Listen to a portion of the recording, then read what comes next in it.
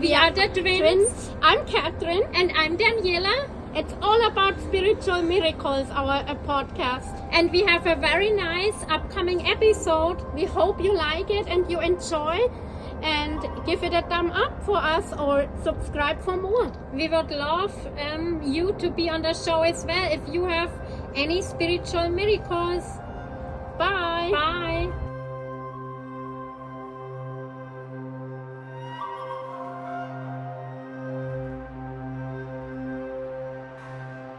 Okay, well, I'm going to give you a little background so you have context, so you understand how I ended up getting myself killed. My name is Cailin, and I always, when I was a little girl, since the age of 5, I met my guide in mind space. And the way that I met him was I was attempting to hide from my granduncle, who had an unhealthy fascination with little girls, sadly. And no one in the family knew this, except for the little girls. And occasionally I got left at his house when my grandmother, who was my granduncle's sister, could not mind me because she had to go to the shop to help her husband. So I was trying to hide from this gentleman, and I was asking inward and outward mentally, saying, where do I go? What can I do? And I was very frightened, and this, my skin stood up all over my body, and I felt energy rushing through my form. Mostly it started on my head and went down through my body that way out into my arms and legs, and it was ecstatic. It felt wonderful. It was pure bliss. And with it came this sense of loving presence and peace. And it was very male and very benevolent. And it directed me to go up this tree. And this was right after Easter, and I was wearing my Sunday clothes, and I was not wearing appropriate shoes for climbing, and I complained to him about that, but he said, don't worry, I will tell you where to put your feet. Now, I'm only a 5-year-old child, okay? So I will tell you where to put your feet and hands. And he got me up the tree, and I was ever after that aware of his presence. Ever after that, I was aware of his presence. And in the evenings, as I grew a little older, I lived in Florida, and it was very hot. There was no air conditioning yet. And I would climb the trees in the afternoon. I would climb a tree, and I would begin to sing to the sky. Because whenever I did this, I would be lit up with these flows of energy all over my form and filled with this bliss. And a lot of times he would kind of take me to this other place that was a soft light and mist, and I would see these angelic looking beings. They looked like birds, really, except for not a bird head. And they were jeweled, and they seemed to be jeweled. They scintillated with colors, and they had wings. So I'm assuming they were angels, but at the time I thought they were birds. Anyway, so I got to where I just loved his presence, and I sought it, and I tried to do whatever I thought would cause him to bless me with these rains of what I call chi flows. I thought at first that Michael, as he told me later I could call him, was God. I thought he was God. And then along around the age of 15, my family had been telling me, everyone but Daddy had been saying, he's not real, he's just an imaginary childhood friend. You shouldn't talk to people about him. They'll just think you're mad. And along around the age of 15, I had grown up, of course, now believing I was causing the afternoon summer rains by singing to the sky. And at the age of 15, I was watching TV, and I saw my favorite newscaster, weathercaster, Roy Leap at the time, and he was explaining the Bermuda High, which is a weather phenomenon that sets up over Bermuda in the Atlantic Ocean and causes the wind patterns, cause the rain to come to Tampa, where I grew up, in the summer, every day at about 4, 5, 6 o'clock in the afternoon. Suddenly I realized I had nothing to do with the rain coming in the summers at all. And this really kind of shattered my entire perspective. I thought my mother was right, my sisters were right, he was just an imaginary friend. And so even though I still knew he was there, still had the energy flows through my body. And he would still say things to me, not in words, but in knowings and pictures and memories that he would kind of hold up for me to consider spontaneously. I ignored him. I just ignored him. And all of the magic drained out of my life. So I became an empiricist and started, and a weather buff, very, very fond of meteorology and weather. And I didn't listen to him anymore. And I was depressed, honestly. I was quite depressed because there was no more any magic in my life. And that relationship had been the most nourishing thing in my life, which I'd grown up in a childhood that was really treacherous. Anyway, I mean, he protected me a lot in order to get me to grow up at all. So in this state of things, I started doing a lot of rash maneuvers. You know, I was kind of tempting fates to take me out of the equation because I didn't like it in this world. So one day I went out horseback riding with a friend of mine. Her name was Tammy. And there were two horses, Ticker and the stallion, whose name I cannot recall right now. But Ticker was a mare and she liked people. So we caught her easily, even though I had forgotten to bring the grain. But forgetting to bring the grain created a problem because the male didn't want to be ridden. He didn't particularly like people. And so how was I going to catch him? Well, there was a smaller paddock, and I thought, I know, I'll ride Ticker and I'll chase him. She was a barrel mare, so whoosh, really maneuverable. I'll chase him into that smaller paddock and I'll catch him. Now, Michael, in my head, said, that's not a good idea. And my friend said to me, I think that sounds really dangerous. And of course, I was 20 years old and I was invincible and I'm made of rubber, as far as I could tell, because I bounced when I fell. At least I seemed to. And nothing ever broke. So I was going to try it anyway. And I wheeled about on Ticker and started chasing the stallion. And I was right behind him, standing in the stirrups, so that the saddle would come up with every stride and bump me on my bottom. And just had my head down close to her neck, the mare's neck, and everything slipped into slow motion. And whenever that happens for me, and it happens pretty often, I know something's going down. Something's about to happen. So everything slipped into slow motion and I saw the horse's rump beginning to rise. And Michael said, not in words, just in knowing, he's kicking. And I responded, so what? He can't get me up here. So I was terribly wrong. I'm watching this hoof come towards my face.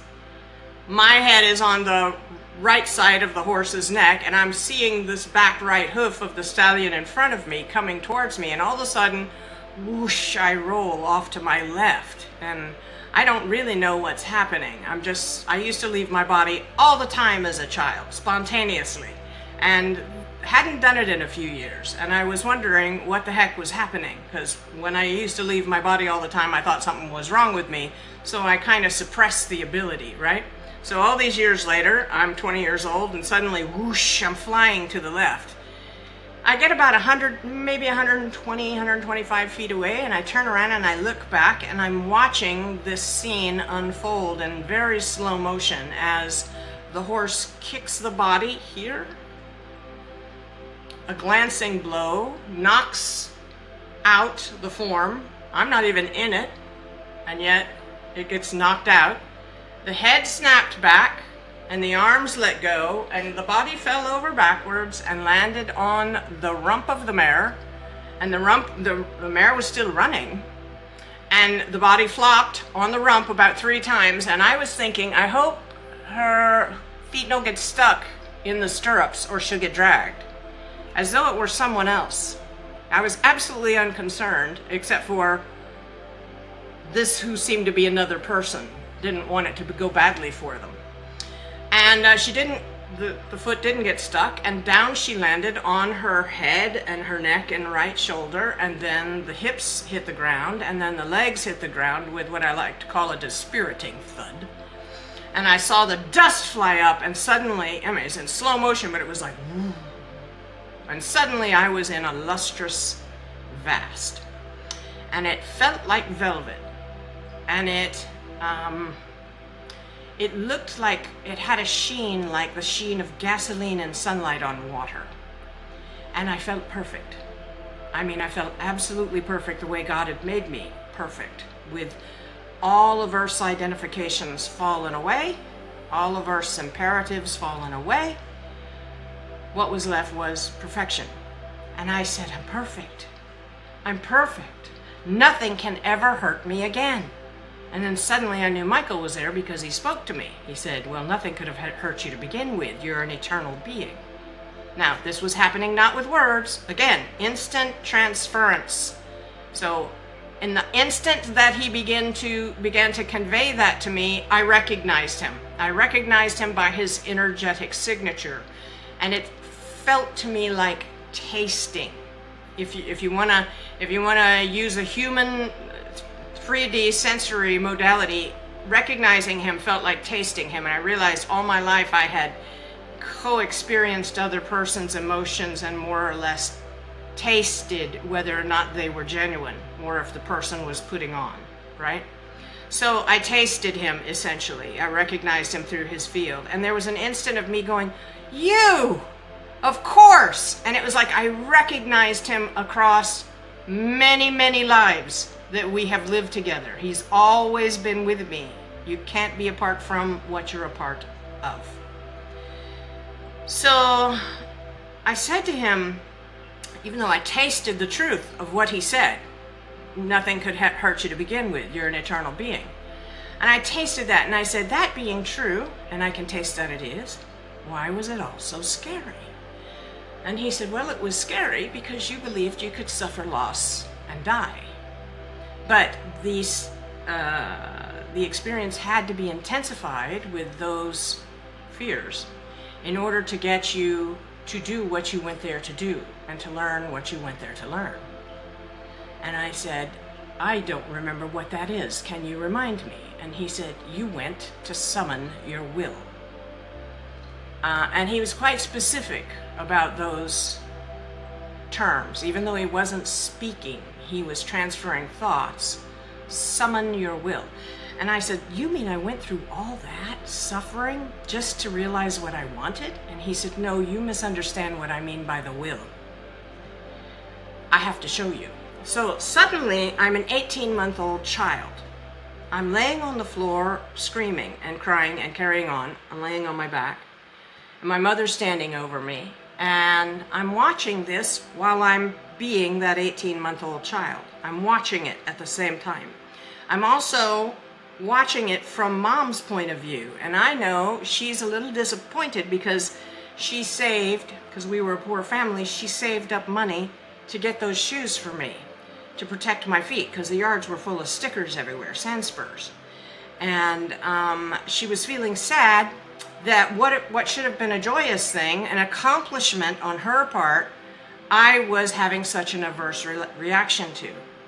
And suddenly, in this holy perception, meaning I saw everyone's point of view, holy perception, and that's what holy refers to. It means everyone is included, okay? I realized, oh my gosh, I took what should have been a really good thing and I turned it into a bad thing by the way I interpreted it and then chose to respond to it. And suddenly, whoosh, I was back in the Lustrous Vast with Michael. And every time this happened, there was a sudden feeling, right? Anyway, so I'm back with Michael and instantly we're talking again like an old married couple who's just left off the conversation half a second ago so one of us could run into the other room and come back and start talking again. I said, did I get that right? Did I turn what should have been a joyous good thing into a bad thing because I labeled it a terrible thing? I hated the shoes and I made it bad when it should have been good. It could have been good. And he said, that's exactly what you did. Your labeling made what should have been, could have been good, unhappy, a bad thing as far as you were concerned. And so you had a bad experience. I said, well, that's amazing. And he showed me again. He set me down into my timeline again. Whoosh. And I was fighting my granduncle when I got back into the timeline. Literally, it was in the middle of an assault. I was only 5 years old, and I was fighting him. And I was me fighting him. And all of a sudden, what had happened before when this actually did occur is I left my body. And I went to that place in the soft light and the mist where the angels were, the angelic beings. That had happened when I went through this the first time. So now I'm going through it again and witnessing it again. And I witnessed myself ejecting, okay, from my body, realizing, first of all, up into the clouds I went, realizing I am not my body, which was a great thing for a 5-year-old to know. Wow, I'm not my body. And at this time I was bilocating. I started bilocating after this. So whoosh, I'm witnessing this and I go, oh my gosh, what I took from that situation, because still back in Earth Venue, this little child's body is being abused, and yet I was someplace blissful with Michael and these beings, and so I chose to stay focused on that and to label what had happened to me according to that, according to the boon that came out of it. I knew I had this incredible being with me, and I went to this amazing place where there were beautiful birds, is the way I thought they were at the time, and I'm realizing I'm not my body. So all of this came together for me to say that was what was important, not that I was being sexually assaulted as a 5-year-old. That didn't even register. So what I did was I took a very bad thing by most people's standards, and because of where I put my attention and the way I labeled it, for me, it was not horrible because I wasn't even present there. I was elsewhere, as I like to say, elsewhere, okay? So whoosh, suddenly I'm back with Michael in the Lustrous Vast, and I'm like, Michael, did I turn all of that horror that the body went through into something good? I turned it into a boon by what I did with my attention and how I labeled it, what I chose to take from it. Is that what you're saying? He's like, yes, it's exactly what you did. That is the will I'm talking about. Your will is basically how you choose. When you wield your will, it's how you choose to label the situation. You label it in a way, you're going to experience it that way. So he showed me a couple more, and all 4 of these vignettes were demonstrations of me unconsciously labeling situations rather than consciously choosing the label. I just had a response to it, a reaction to it, and I turned many bad things into good things because of the way it worked out for me. I labeled it by the boon that came out of it instead. Now, as I got older, he was always teaching me. The expression we use is, a backyard full of horse poo is a sure sign of ponies. So whenever you're going through a lot of horse poo in your life, immediately start looking for the ponies, look for the boons, okay, because they're there. And then redefine the situation not by the hardship, but by the boons. If you want to be happy and at peace and exercise your godly estate, this is how you do it. You consciously choose what you're going to put your attention on and what you're going to emphasize. So suddenly at this point, I realized that everybody in the world is doing the same thing. We are reactively labeling situations and responding to them. Some people less than others. Michael calls this lucidity. When you're actively observing a variety of responses you can pick from, you can choose to see the boon or see the horse poo. You can choose where you put your attention. Okay, he calls that lucidity. But you have to be lucid in order to do it. Michael had been teaching me to lucid dream from the time I was about 7. He would come into my nightmares and teach me to wake up in the dream, but I kept waking up from the dream. And Michael kept saying, no, stay in the dream. It's important you stay in the dream. And I was like, why? And he was like, because you can do things inside the dream once you're lucid that you can't do from outside the dream.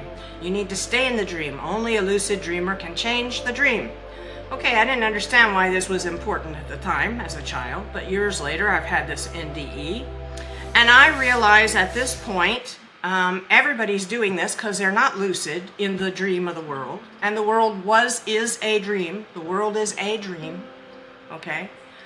Just like you wake from a bad dream and realize, oh, thank goodness my existence springs from a higher frequency of being, and nothing in the that dream I was having could even touch me, much less hurt me. Okay? Same thing. When I woke up in dying, I went, wow, nothing in the world can even touch me. I'm eternal. Wow, that's cool. So the world is a dream. Anyway, so at this point, I'm like, wow, this is how we're all making ourselves miserable. We're unconsciously labeling and reacting to things and choosing to see the poo instead of look for the ponies. All right? So, let me give you the overview of what we're doing. We're godlings. We are godlings. We have the capacity to create our own reality by the labels we assign and where we put our attention. And so, this being so, realizing this at the time, I see that what we are doing is, we, godlings, are creating the world we experience with our labels. And then we are blaming the world we created for our unhappiness. Okay? This is the cosmic joke. The cosmic jest. None of this stuff that's happening here to us can happen to us. We're godlings. Okay? And we decide what we make of it, good or bad. Our labels decide it. But if we make it bad with our labels and then blame the world we made bad for our unhappiness, we are really deeply unconscious, not at all lucid in the dream of the world. I began to laugh and laugh at this at that point. Michael laughed with me because it's just ridiculous that godlings are we're tricking ourselves. I mean, the world is a joke we're playing on ourselves, and then we forget to laugh. All right? So we laugh, and then I realized, but this is actually the source of all the suffering in the world. If people could become lucid in the dream of the world and stop just reactively labeling things and choose where they put their attention and how they label instead, then they could experience their godly estate. Boom. That is the will. The will is that everyone in the venue waken lucid in the dream of the world so that they can, from inside the dream of the world, staying in it, change the dream. We can change the dream together if we wield our attention and our wills to make things jointly, to make things go otherwise. We can do this, but we have to stay in the dream to do it.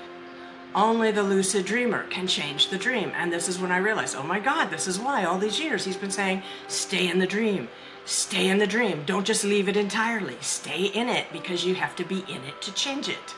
And we'll all agree the earth needs some serious help right now. Okay? So at this point, I say to him, oh my God, this is all so clear. It's so beautiful. I just understand what we've been doing to ourselves. And I said, I must be dying. Am I dying? And he said, well, your body's laying in a pasture and it's down from head trauma. And if you can't make it stand up, it will cease because the brain will swell. And as I'm staying longer and longer in the Lustrous Vast with him, I am becoming a new version of myself. I'm actually remembering my true self. And as I remember my true self, I'm becoming this version of me that is nothing but love, nothing but massive compassion and incredible courage. I mean, I look back at it now and I go, wow, that's courageous. But at the time, I didn't regard it as courageous. It was just the natural me. And I was so filled with compassion for the world. And I said, I have to go back and tell them, Michael. I have to tell them so they can stop suffering. But the world is just a dream. How do I get back into it? Now, this is the guy who's been working with me on dreaming and lucid dreaming from the time of 7 years old, okay? So I'm asking him because he's been teaching me how to navigate dreams. And he says, well, it's the same way. You go back into a dream when you wake up in the earth venue. and you decide you want to go back into that dream, you just put all of your attention, you immerse it in the last moment that you recall in that dream, and in the feelings you were having in that last moment, and you tunnel back into the dream with all of your attention, and you summon your will. That is your determination to make it happen. And I did it. I didn't think that it would work. I was just doing a trial run. I didn't even say goodbye. I was just like trying it on to see if it would work. I remembered the horse's rump coming up in the air. I immersed my attention in that, and I willed to be there, and I was like a rushing wind, whoosh, back into my body. And it was in very bad shape. It had a double concussion. As the horse had been running forward with me on her back, the brain was going at velocity inside of my skull, and when the horse kicked me in the face, the brain slammed into the skull in the front because the hoof stopped the head from moving forward. Then the body fell off the back of the horse and landed on its head. So I had a very serious concussion back here. The body told me I was upside down. I started trying to get up right away, and as soon as I did manage to get to my feet, my friend Tammy was there and she helped me get up. No one revived me. She was standing over me thinking I was dead. And essentially, I raised myself from the dead. And Michael, it's not hard to do when you know that you're the dreamer and the earth is just a dream. It's not hard to do at all. The funny thing is, and I should bring this up to you because it's really critical. When I asked him, how do I get back into the dream? He said, you can go back any place you want. You can go back into the future. You can go back way into the past. You've already done that several times in your life review. Where you can go into the moment just before the accident happened and you can stop it from happening. So you don't have to live with the aftermath. But if you do that, you won't remember anything that happened here because it'll be part of a different time stream, a different event cascade in which you didn't die, so you didn't have this conversation with me. So if you want to take what you learned back to the earth, that's why you're going back. You have to go back into the last moment. And that's when I said, how do I do it? Just tell me how to do it, right? Because I was this massive being of compassion. So that's very important, what he said about going back into time. It's a very quantum aspect to his message. And there's, well, all of his message is very quantum, but that's really important. Now,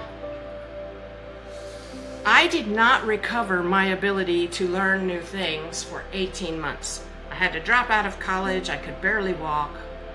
I had not a broken bone in my body. That's not possible. According to Newtonian physics, you don't get kicked in the face by a stallion and survive at all, much less kicked in the face by a stallion and knocked from the back of a running mare and land on your head and survive. And yet I did survive. I didn't have a single broken bone. My memory began to fade back in 18 months later, and it made itself, and it was interesting because I was sitting on the back porch complaining, basically praying to God, saying I had a really great mind, a great brain, and I wrecked it, and for whatever use you can make of me, I give my life to you because I don't know what to do with me. I have no ability to learn new things. I don't know how you can use me, but I'm yours. And about 3 days later, I started having flashbacks, and my memory began stitching itself back together. And I had had a big chi flow, like Michael had heard me, God had heard me when I said that, I'm yours, use me. I had a big chi flow. So the memories stitched themselves back together even better than before. I am 66 years old, okay? I am not aging at the rate other people are aging around me.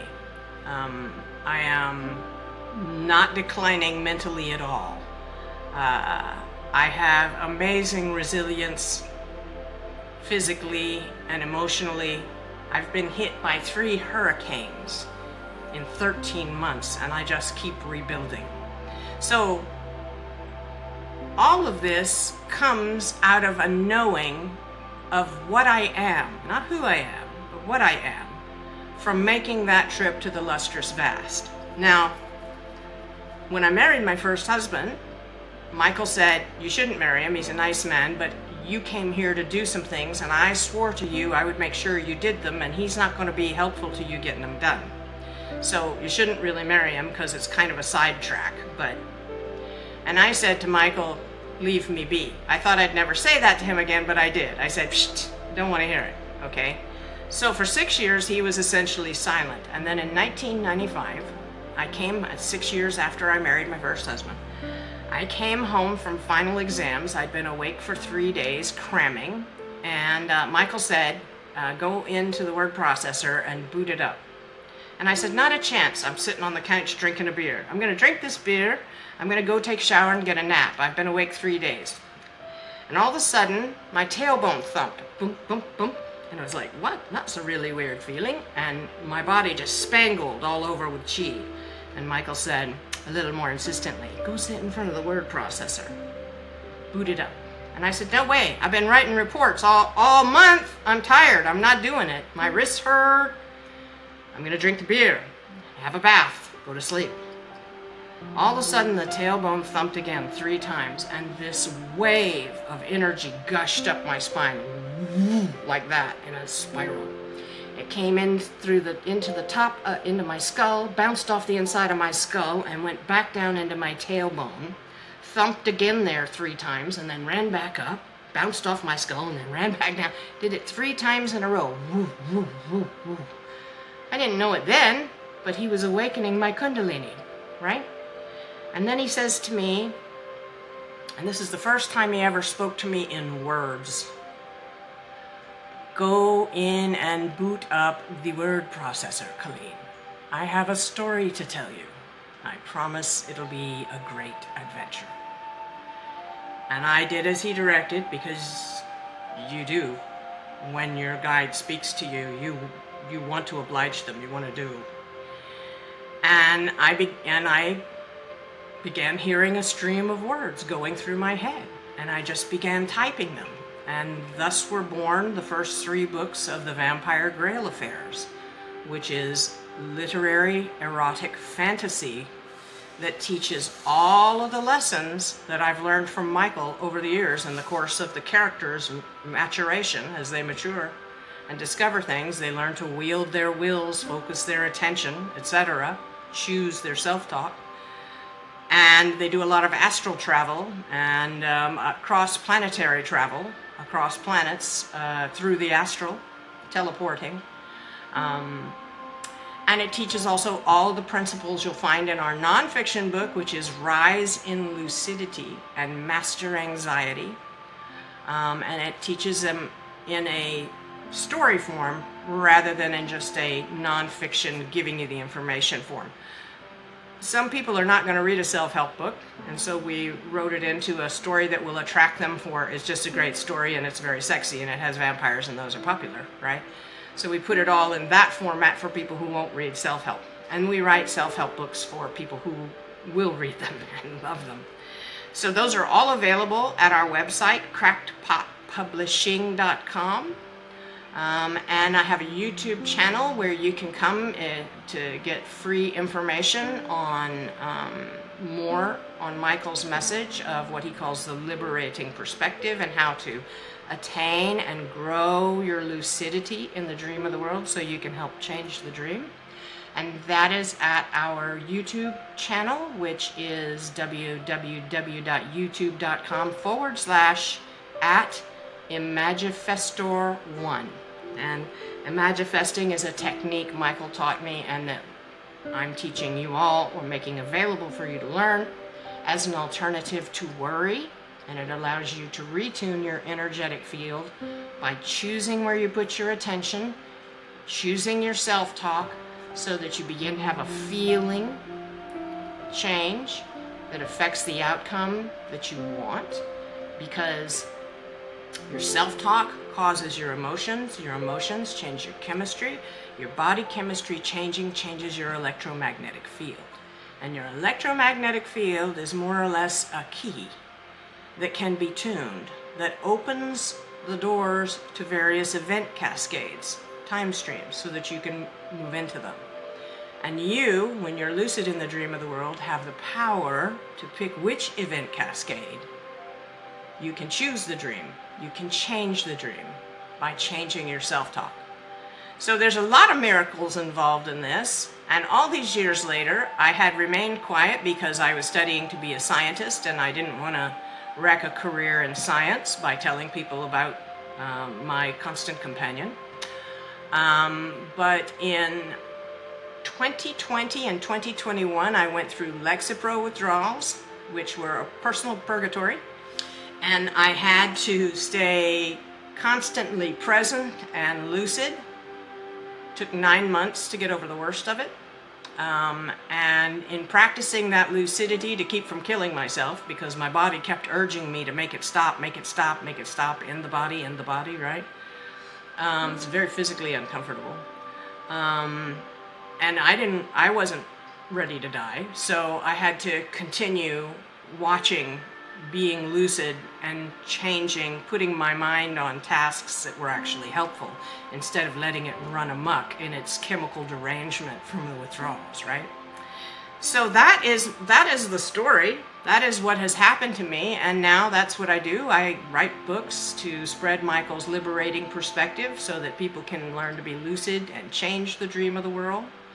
And I do coaching sessions where I work one-on-one with folks to help them notice all the places where they are unconsciously telling themselves stories that are making them unhappy. As when I was going through Lexapro withdrawals, I reached out to a variety of spiritual helpers. I call them helpers because we're all teachers. All of us teach. It's just that some of the lessons we teach are not very helpful.